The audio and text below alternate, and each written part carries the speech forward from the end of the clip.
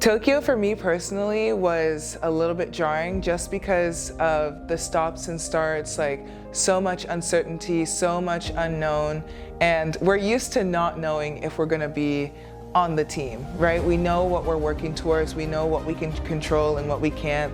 So having so much outside of our control, it was scary. It was a hard process to be a part of, but in the end, I feel like we really came together as a team and found our rhythm and got to where we wanted to go. And some of that uncertainty from Tokyo and from that quad has carried over into this quad. And I feel like we're working with it a lot better because we've had that experience.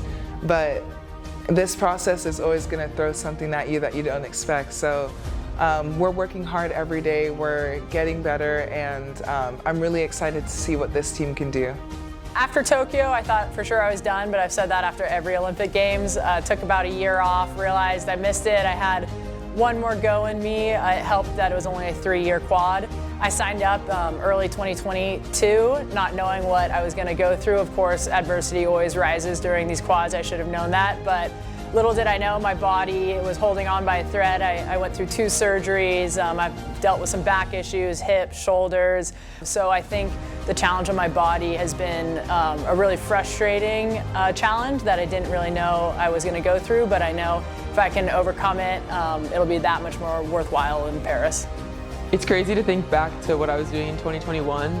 So Dylan was obviously in Tokyo, so we were at home watching him play.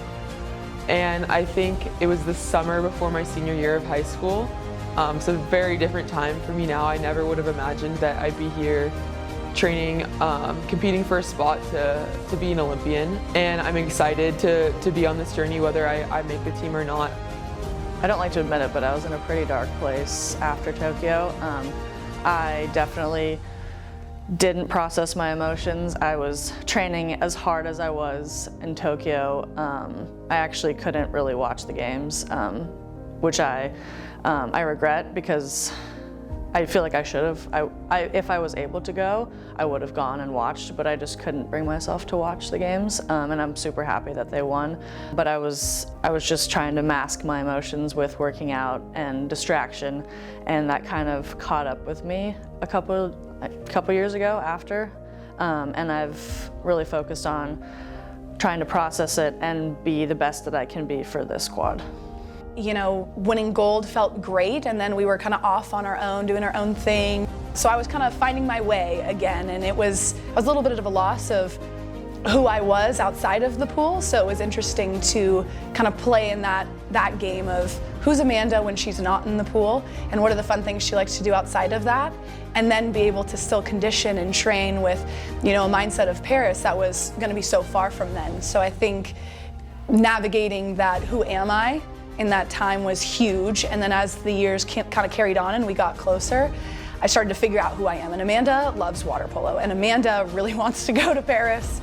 But I'm so much more than that. I get to be my country gal self, my humorous, lighthearted, real self all at the same time, and I think that's what I've been kind of trying to figure out on this road to Paris, because it only helps my journey. After Tokyo, obviously we won, which was really exciting, so I think coming off one of the highest of highs, it's always interesting to see what's next. For me, I thought I was going to be done with the sport of water polo, but surprise, here I am still. You know, trying to do it again. So yeah, I was looking to start working, getting a job, doing that, and then I just felt like I had some unfinished business with water polo still, so here I am trying to make it happen again.